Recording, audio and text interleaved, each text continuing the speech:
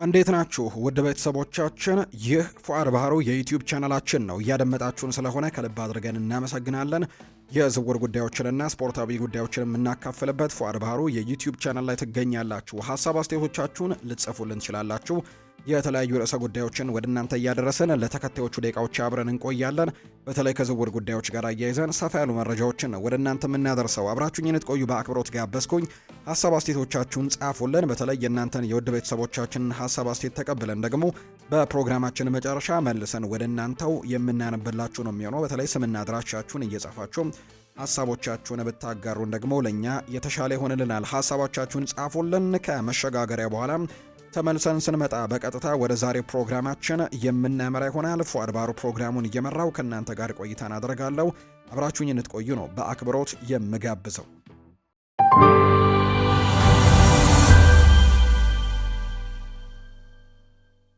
ወደ ቀዳሚው መረጃችን እናምራ። ሊቨርፑል የውድድር ዘመኑ ሲጠናቀቅ የሪያል ማድሪዱን አማካይ ኤድዋርዶ ካማቪንጋን ለማስፈረም ተስፋ አድርጓል።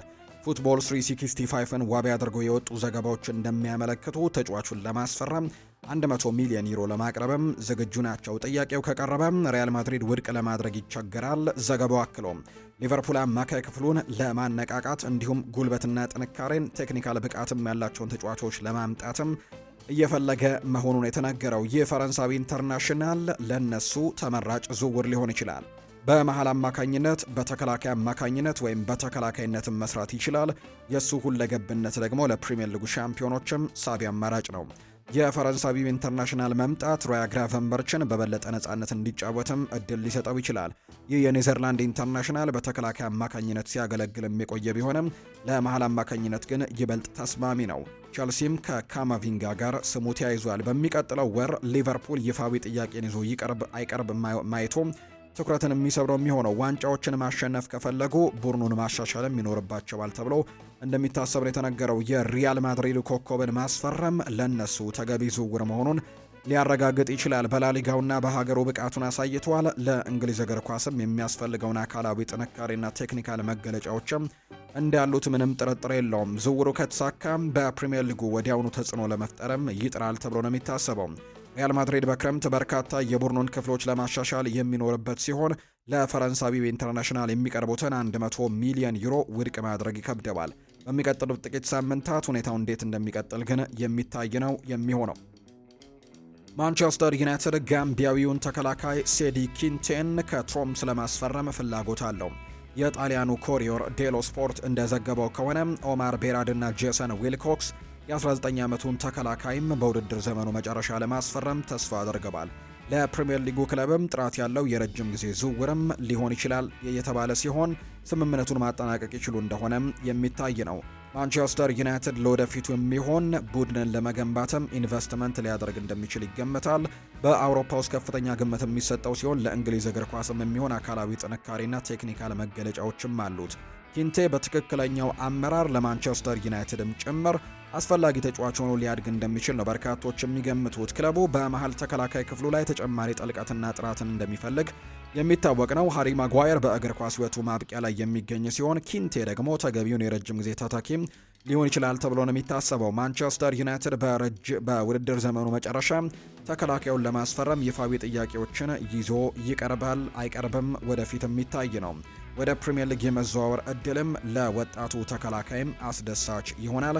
ከፍተኛ ደረጃ በቋሚነት መጫወትም የሚፈልግ ሲሆን ወደ እንግሊዝ ማምራቱ ብቃቱን ይበልጥ እንዲያሳድግና አቋሙን ሙሉ በሙሉ እንዲጠቀምም ይረዳዋል ተብሎ ነው የሚታሰበው። ይህ በእንዲህ እንዳለ ቼልሲም በተከላካይ ክፍሉ ላይ ፍላጎት አለው። በስተጀርባ ያለውን የመከላከል ክፍልንም ጭምር ማጥበቅ የሚፈልጉ ሲሆን የ19 ዓመቱ ተጫዋችም የረጅም ጊዜ ኢንቨስትመንትም ይሆንላቸዋል። ለዋናው ቡድን አስፈላጊ ተጫዋች እንዲሆንም ሊያዘጋጁት እንደሚችሉ ጭምር ነው የተነገረው። እንደ ፉትቦል ኢንሳይደር ዘገባ ከሆነ ኒውካስል ዩናይትድ አጥቂውን ኒክ ቮልትማደን በይፋ የዝውውር ጥያቄ ካልቀረበም በስተቀር በዚህ ክረምትም የሚመጡ ጥያቄዎችን ለማስተናገድ ፍቃደኛ አይደለም። ጀርመናዊው አጥቂ በታይንሳይድ ኒውካስል ቆይታው ደስተኛ እንዳልሆነ የሚገልጹ ዘገባዎች ቢወጡም የክለቡ ይፋዊ አቋም ግን ግልጽ ነው። ቮልትማዳ የክለቡ የረጅም ጊዜ እቅድም አካል ነው። ኒውካስል እሱን ወደ ሴንት ጄምስስ ፓርክ ለማምጣትም ከፍተኛ መዋለ ንዋዮችን ካፈሰሰ በኋላ በአንድ የውድድር ዘመን ብቻ ተጫዋቹን እንዲለቅ ፍላጎት የለውም። መቀመጫውን በሰሜን እንግሊዝ ያደረጉት ማክፓይሶቹ ቮልትማዳን ያስፈረሙት የእሱ አካላዊ ጥንካሬና ቴክኒካዊ ብቃትን የማጥቃት መስመራቸውን ያጠናክራል በሚልም ተስፋ ነበር። በረጅም ቁመቱና ኳስን ደግሞ እንዲሁም አገናኝቶ በመጫወት ብቃቱ የሚታወቀው የ24 ዓመቱ ተጫዋች በኤዲ ሃው ስርም የተለየ አማራጭ እንደሚሆን ታምኖበት ነበር።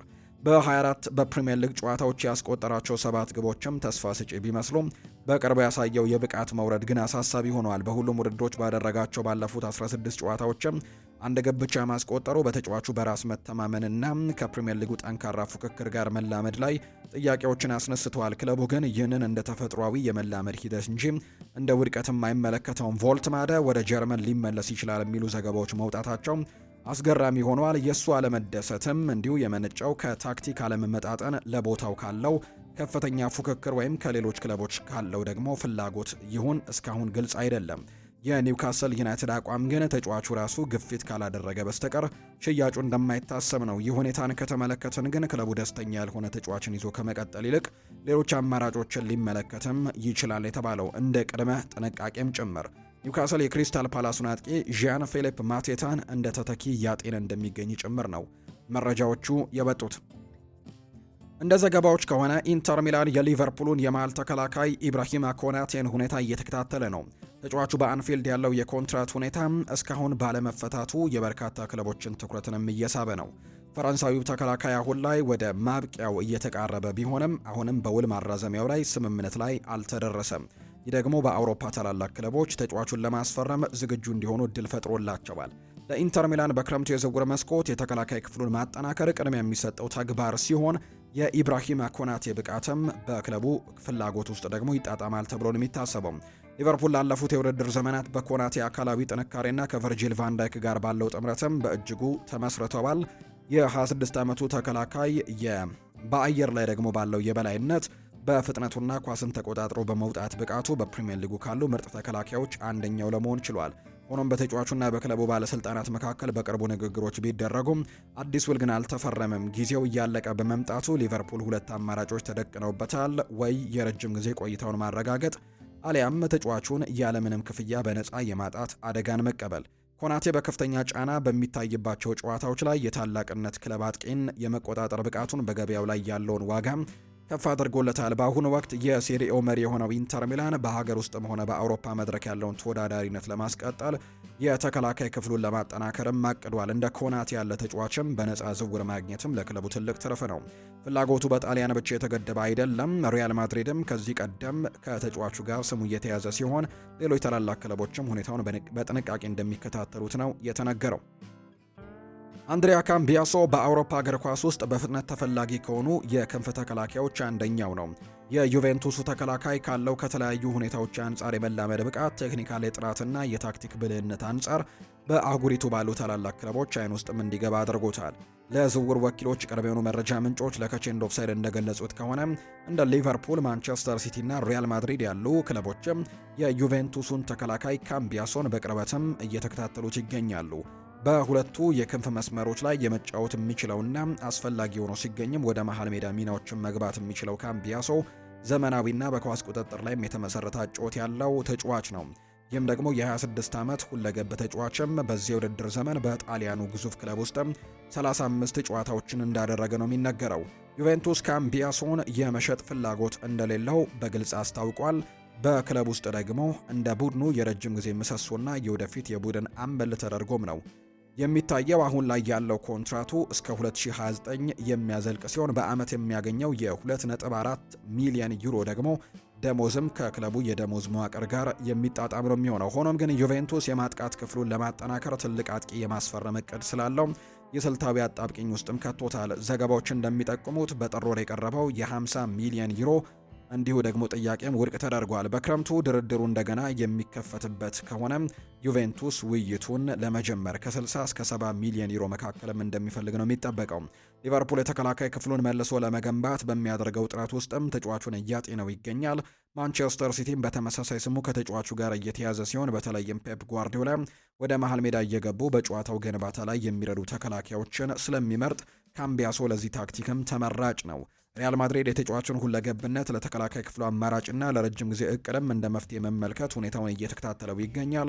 ዩቬንቱስ የፋይናንስ መረጋጋትን ካገኘና በቻምፒየንስ ሊግ ተፎካካሪ ሆኖ ከቀጠለ ካምቢያሶ እዚያው ሊቆይና ውሉን ሊያራዝም ይችላል። ሆኖም ግን የቀረበው የገንዘብ መጠን ወደ 60 ሚሊዮን ዩሮ የሚጠጋ ከሆነ ክለቡ ጥያቄውን ከመቀበል ውጪ ሌላ አማራጭም ላይኖረው እንደሚችል ነው መረጃዎች የወጡት።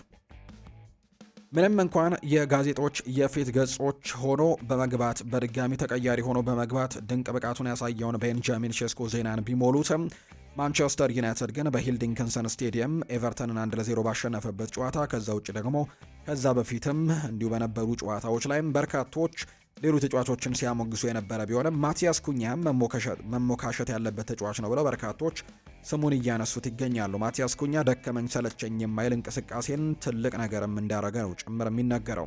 በተለይ ስሎቬኒያዊ አጥቂ ባለፉት ጥቂት ጨዋታዎች ላይ ተደጋጋሚ ጎሎችን እያስቆጠረ የሚገኝ አይነት ተጫዋች እንደሆነ ይታወቃል። ለማይክል ካሪክም የቅርብ ጊዜ ድሎችና የአቻ ውጤቶችም ጭምር በጣም ጥሩ ነገሮችን ሲያደርግ እንደነበር እናስታውሳለን። የኩኛ የታክቲክ ዲሲፕሊንና ልዩ የሆነው የጨዋታ እይታው ግን በርካቶች እያደነቁት ነው። በግራ መስመር ላይ ተሰልፎ የተጫወተው ኩኛ በዩናይትድ ማሊያ ካደረጋቸው ጨዋታዎች ሁሉ የተሟላው ብቃት ያሳየበት በኤቨርተኑ ጨዋታ ነው ብለዋል በርካቶች። ኩኛ ብዙዎቹን ጊዜ በቴክኒክ ብቃቱ ቢደነቅም በዛ ጨዋታ ላይ ግን የታየው የሱ ጠንካራ ተጋዳይነትም ጭምር ነው። እንደ ዘገባዎች መረጃ ከሆነ ኩኛ በ94ቱ ደቂቃዎች ውስጥም 11 የመከላከል አስተዋጽኦችን ያደርገዋል። ከነዚህ ውስጥ ዩናይትድ የማሸነፊያውን ግብ ያስቆጠረባትን የመልሶ ማጥቃት ከመጀመሩ ሰከንዶች በፊትም ጄምስ ጋርነርን ሊያስቆጠር የነበረውን ኳስም በእግሩ ሁኔታ መከላከል መቻሉ ይጠቀሳል። የእሱ የመከላከል ጥረትም ሉክሾው ወደፊት እንዲሄድና እድል የሰጠ ሲሆን የኤቨርተኑ ሊሊማን እንጃይና ጄምስ ጋርነርም ዝም እንዲሉ አድርጓቸዋል። ሆኖም የሱ ወሳኝ ተጽዕኖ ግን የታየው በማጥቃቱ ላይም ነበር። በራሱ የግብ ክልል ውስጥ የተገኘውን ኳስ በረጅሙ ደግሞ ሜዳውን ያቋረጠ ግሩም ኳስን ለብሪያን ኤምቤሞ አቀበለ። ኤምቤሞም የተሻገረለትን ኳስ ለሼሽኮ አቀብሎት ሼሽኮ ያስቆጠረውን ኳስ እናስታውሳለን እና ማቲያስ ኩኛ በቅርብ ጊዜ በሚያሳያቸው አቋሞችም አድናቆቶች እየተቸሩት ነው። ክሪስታል ፓላስ ለስፖርቲንግ ሊዝበኑ ተከላካይ ኦስማን ዲያማንዴም የነበረውን ፍላጎት ዳግም ለመቀስቀስ በክረምቱ ለማስፈረምም አይኑን ጥሏል። ፖርቱጋላዊው የዜና ምንጭ ሪካርድ ፖርቱጋል እንደዘገበው ከሆነ ኤግልስ ወይም ክሪስታል ፓላሶች የ22 ዓመቱን ተከላካይ በ2026-27 የውድድር ዓመትም ለማስፈረም ፍላጎት እንዳላቸው ጭምር የሚያሳዩ መረጃዎች ናቸው እየወጡ የሚገኙት። የመከላከል ክፍላቸውን እንዲመራም እንደ ዋነኛ ኢላማ አድርገውም ቆጥረውታል። ክሪስታል ፓላስ ለኦስማን ዲያማንዴ ትልቅ ዝውውር ለማድረግ ነው ዝግጁ የሆኑት። የደቡብ ለንደኑ ክለብም ባለፈው ዓመትም ይህንን አይቮሪ ኮስታዊ ኢንተርናሽናል ወደ ሴልኸርስት ፓርክም ለማምጣት ሞክሮ የነበረ ሲሆን አሁን ግን ተጫዋቹን ለማግኘት ከባድ ግፊትም ለማድረግ ተዘጋጅተዋል። ይህ ጥረት የጠነከረው የቀድሞ የቡርኑ አምበል ማርክ ጎሄም በጥር የዝውውር መስኮት በ20 ሚሊዮን ፓውንድ አካባቢ ወደ ማንቸስተር ሲቲ ማምራቱን ተከትሎ ነው። የማርክ ጉሂ መልቀቅ ከአሰልጣኝ ኦሊቨር ግላስነር የመከላከል መስመር ላይ ትልቅ ክፍተትን የፈጠረ ሲሆን አሰልጣኙ በክለቡ አመራሮች ላይ ያላቸውን ቅሬታ በይፋ ገልጸዋል። ዲያማንዴ ፈጣንና አካላዊ ጥንካሬ ያለው የማል ተከላካይ በመሆኑ ለጉሂ ተስማሚ ታክቲካል ተተኪም ደግሞ ተደርጎ ነው የሚታየው። ተጫዋቹ ባለፈው ወርም በሊዝበን እስከ 2030 የሚያቆይ አዲስ ውል ቢፈርምም ሪኮርድ ፖርቱጋል እንደገለጸው ግን ውሉ የታደሰው የተጫዋቹ የገበያ ዋጋን ለመጠበቅ እንጂ በክለቡ የመቆየት ዋስትና አይደለም። የውል ማፍረሻው 80 ሚሊዮን ዩሮ ወይም 69 ሚሊዮን ፓውንድ ቢሆንም ስፖርቲንግ ሊዝበን ለክለቡ ግንባታ የሚሆን ገንዘብ ስለሚያስፈልገው ከዚህ ዋጋ ዝቅ ባለ ድርድርም ሊሸጠው እንደሚችል ነው የተገመተው። ክሪስታል ፓላስ ለፕሪሚየር ሊግ ተቀናቃኞቹ ጠንካራ ፉክክር ይጠብቀዋል። ፓላስ ተጫዋቹን ለማግኘት ብቻውን አይደለም፣ ኒውካስል ዩናይትድም በፖርቱጋል ያለውን ጠንካራ የመስራት ስራ ደግሞ ያጠናከረ ሲሆን አርሰናልና ቼልሲም ባለፈው ዓመት ከተጫዋቹ ወኪሎች ጋር ንግግሮችን ያደረገው ነበር። ዲያማንዴ በቻምፒየንስ ሊግ የመጫወት ልምድ ያለው ሲሆን በፕሪሚየር ሊግ የመሳተፍ ትልቅ ፍላጎትም አለው። ባለፈው የውድድር ዘመን የኤፍኤ ካፕ ድልን ተከትሎ ክለቡ ይሻሻላል ተብሎ ቢጠበቅም እንደ ኤብሪቼ ኢዜ ያሉ ቁልፍ ተጫዋቾችን መልቀቅ ደግሞ ቡድኑን እንዳዳከመው ይነገራል። አሰልጣኝ ኦሊቨር ግላስነር በውድድር ዘመኑ መጨረሻ ክለቡን እንደሚለቁ ማረጋገጣቸው በሴልኸርስት ፓርክ ያለውን ሁኔታ የበለጠ አሳሳቢ አድርጎታል። በአሁኑ ወቅት ክለቡ በፕሪሚየር ሊጉ 13ኛ ደረጃ ላይ የሚገኝ ሲሆን በአውሮፓ ውድድሮች ተሳትፎም የማያገኝ መሆኑ ዲያማንዴን ለማሳመንም እንቅፋት ሊሆንበት እንደሚችል ጭምር ነው የተነገረው። ቸልሲ በውድድር ዘመኑ መጨረሻም የተከላካይ ክፍሉን ለማሻሻል እየፈለገ ሲሆን የደቡብ ኮሪያዊን ኢንተርናሽናል ኪም ሚንጃይን እንደ ኢላማ ለይቶታል። የ29 ዓመቱ ተጫዋች በውድድር ዘመኑ መጨረሻ ባየር ሚኒክን ሊለቅ የሚችል ሲሆን ቸልሲ ዝውውሩን ዳር ሊያደርሰው ይችላል። እንደሆነም ገና የሚታይ ነው። እንደ ዲን ጆንስ ገለጻ ከሆነ ቸልሲ ተጫዋቹን እየተከታተለው ሲሆን ልምድ ያለው ተከላካይም ለማስፈረም ፍቃደኛ ነው። ተጫዋቹ በጀርመኑ ክለብም በሳምንት 200,000 ፓውንድም ያገኛል። ይህም ደግሞ እሱን ለማስፈረም ለሚፈልግ ማንኛውም ክለብ ትልቅ ችግር ደግሞ ሊሆን ይችላል ነው የተባለው። ደቡብ ኮሪያዊው ወደ ፕሪሚየር ሊግ ለመዘዋወር መጠነኛ ደሞዝን ለመቀበል ፍቃደኛ መሆኑ የሚታይ ነው። ዲን ጆንስ ለቲም ቶክ እንደተናገረው ኪም ሚንጃይ ከቼልሲ ጋር ስሙ እየተያዘ ነው። የተወሰነ ፍላጎት መኖሩ እውነት ቢሆንም የዝውውሩ እድል ግን አሁንም በጣም ጠባብ እንደሆነ ተናግሮኛል። ቼልሲ ቀደም ሲል ወጣት ተጫዋቾችን ብቻ ከሚፈልግበት አቋሙ ይልቅ አሁን ለየት ያሉ አማራጮችን ክፍት እንደሆነ ይሰማኛል። በእርግጠኝነት የበለጠ ልምድና ብስለት ያለው ሰውም ለመፈለግም የሚመለከቱበት እድል አለ ነው ያለው። ነገር ግን በአሁኑ ወቅት ከኪም ሚንጃይ ጋር የተያዙ ወሬዎችም ለክረምት ካሰቧቸው በርካታ ዝውውሮች ውስጥ አንደኛው ብቻ እንደመሆኑና በመጨረሻም ጥሩ ዋጋ ያለው ዝውውር እንደሚፈልጉ ተናግሮኛል። እኔ እንደተረዳሁት ኪም ሚንጃይ ጥሩ ገንዘብ ያገኛል። በባየር ሚኒክ ውስጥም ካሉ ከፍተኛ 10 ደሞዞችም አንደኛው ነው። ይህም ቼልሲ ሊያደርገው የሚችለው ማንኛውም ዝውውርን አስቸጋሪ ያደርገዋል። ቼልሲ በዚህ ውድድር ዘመን በመከላከል ረገድ ተጋላጭ ሆኖ የታየ ሲሆን በዚህም ላይ ማሻሻሎች ያስፈልጉታል። ጥራት ያለው ተከላካይ ማስፈረም ለእነሱ ትልቅ ለውጥን ሊያመጣ ይችላል። ለቻምፒየንስ ሊግ ማለፊያ ደግሞ እየተፎካከሩ ሲሆን ለሊግ ዋንጫዎችም ለመፎካከር ደግሞ ቡድኑ መሻሻል ይኖርበታል። ደቡብ ኮሪያዊው ተከላካይ በጣሊያንና በጀርመን ጥሩ ስራን ሰርቷል። ለእንግሊዝ እግር ኳስም የሚያስፈልገውን አካላዊ ጥንካሬም አለው። በቼልሲም የመጫወት እድል ለእሱ አስደሳች ያደርግለታል ተብሎ እንደሚታሰብ ነው መረጃዎቹ በትልቁ እየወጡ እንደሚገኝ የተጠቆመው። ወደ ቤተሰቦቻችን ከሁለተኛው የዩቲዩብ ቻናላችን ለዛሬ ያዝንላችሁ የፏድባሩ የዩቲዩብ ቻናላችን ላይ ያዝንላችሁ የዝውውር ጉዳዮቻችን እነዚህ ነው የሚመስሉት። ስላደመጣችሁን፣ ስለተከታተላችሁን፣ ቆይታችሁን ከኛ ጋር ስለነበር ከልብ አድርገን ነው የምናመሰግናችሁ። ፏድባሩ ፕሮግራሙን መራው። በነገው ጠዋት በሚኖረው ፕሮግራማችን ሌሎች ስፖርታዊ ጉዳዮችን እናነሳለን። መልካም ጊዜ ይሁንላችሁ።